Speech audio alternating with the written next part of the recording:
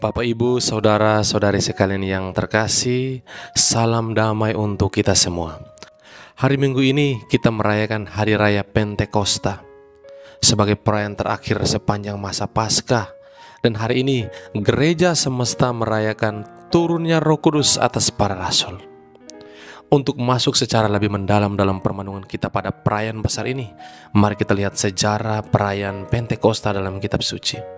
Pentakosta dalam bahasa Yunani yang berarti hari ke-50. Dalam kisah umat Yahudi, setelah setiap tahun merayakan Paskah orang Yahudi, mengenangkan dan merayakan penyelamatan dari Sang Tuhan dari perbudakan di Mesir.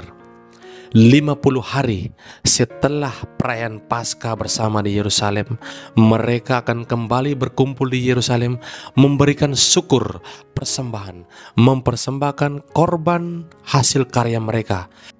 Dan juga dalam hari ke-50 mereka mengenangkan bahwa Sang Tuhan turun ke tengah-tengah Israel di atas gunung Sinai dalam perjalanan yang menuju ke tanah Kanaan dalam rupa dua loh batu. Dua loh batu yang diberikan Allah kepada Musa dan diperuntukkan bagi bangsa Israel sebagai penuntun kehidupan mereka, sebagai hukum-hukum mereka, 10 perintah Allah. Dan hari ini gereja merayakan Pentakosta. Pentakosta di mana setelah 50 hari setelah kenaikan Kristus, dalam semangat Paskah, para rasul menerima hadirnya Roh Kudus hari ke-50. Hari ke-50 Roh Kudus turun dalam rupa lidah-lidah api. Tempo hari dalam perjanjian lama, Allah turun menjumpai Israel dalam rupa dua loh batu. Sekarang Allah turun dalam rupa roh, dalam rupa lidah-lidah api yang menggerakkan, menginspirasi, memberi semangat, dan menjadi motivator utama dalam karya pewartaan bagi para rasul. Para rasul yang sebelumnya terkungkung dalam rumah, terkungkung dalam ketakutan dan kegelapan. Hari ini Pentakosta setelah hari ke-50, Roh Kudus datang merobohkan, mengubah, serta memberi semangat baru, menghancurkan tabir-tabir serta tembok-tembok ketakutan yang meliputi hidup para rasul.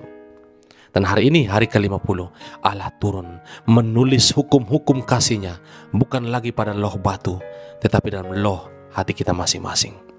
Saudara-saudari sekalian yang terkasih, dan sebuah peristiwa besar yang terjadi, yakni bahwa para rasul mampu berbicara dalam semua bahasa dan dimengerti oleh semua suku bangsa yang hadir di Yerusalem pada waktu itu. Ketika mereka berbicara, semua orang dalam berbagai macam bahasa mampu memahami dan mengerti pesan sukacita, pesan kitab suci. Apa yang sebenarnya terjadi? Saudara-saudari sekalian yang terkasih, bagi bapak-bapak gereja dan teristimewa Santo Agustinus, dia mengatakan itu adalah sebuah mujizat besar yang terjadi, di mana ketika seseorang digerakkan oleh roh, bahasa manusia bukan lagi menjadi penghalang. Setiap kata yang ia lontarkan akan mampu merobohkan tembok ketidakmengertian kita. Dan Santo Agustinus mengatakan, hendaknya sabda Tuhan mampu dipahami oleh seluruh suku bangsa. Hendaknya sabda Tuhan mampu menembus hati dan budi setiap insan. Dan oleh karena itu, hanya Roh Kuduslah yang mampu menembus pengertian dan budi setiap insan. Kita dan semua para rasul yang menerima Roh Kudus hari ini adalah instrumen-instrumen yang digunakan Tuhan untuk menembus ketidakmengertian manusia akan sabda Allah, supaya mereka pun mampu menerima. Dan hari ini mujizat terjadi bahwa semua orang mampu memahami.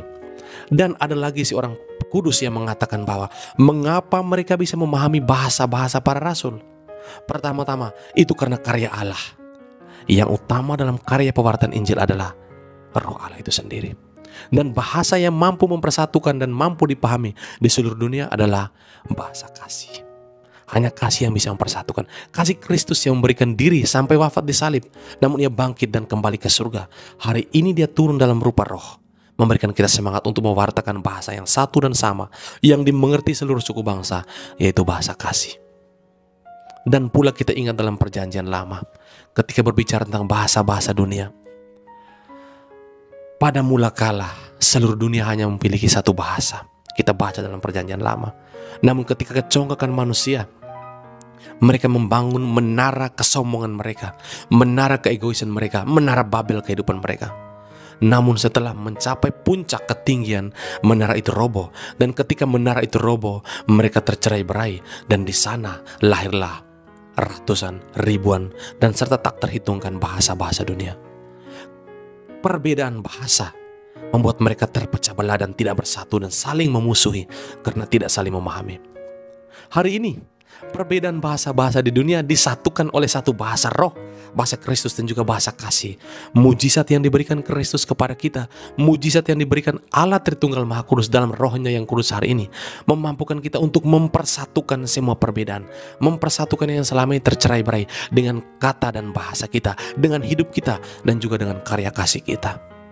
Mungkin selama ini dengan kehadiran saya menimbulkan kebencian dalam keluarga saya, perpecahan, gosip yang saya keluarkan dari kata-kata saya yang bagaikan menjadi racun dalam kehidupan bersama, keluarga dan bergereja, serta bermasyarakat. Hari ini mari kita renungkan bersama-sama. Roh Kudus adalah roh yang mampu mempersatukan, mendamaikan situasi. Semua yang tercerai-berai akan dipersatukan. Mari kita merenungkan. Semoga Roh Kudus hari ini mampu menjadikan kita, membawa kita pada sebuah kesempatan untuk merubah diri, bertobat, bahwa sebenarnya kehadiran saya yang utama adalah untuk menjadi instrumen perdamaian, persatuan, instrumen kasih bagi dunia, bagi gereja dan bagi masyarakat. Mari kita berdoa semoga Allah Tritunggal Maha Kudus yang senantiasa bekerja dalam kehidupan kita sehari-hari, senantiasa memiliki tempat dalam hati kita. Karena ketika Sang Tritunggal Maha Kudus dan Rohnya yang kudus hadir dan membaharui kita, dunia akan menjadi lebih indah. Karena setiap orang akan berlomba-lomba untuk mencintai, bahkan sampai memberikan nyawanya demi kebahagiaan dan kesejahteraan bersama, seturut teladan Kristus Sang Pemenang yang jaya. Mari kita renungkan bersama dan semoga Tuhan memberkati kita semua.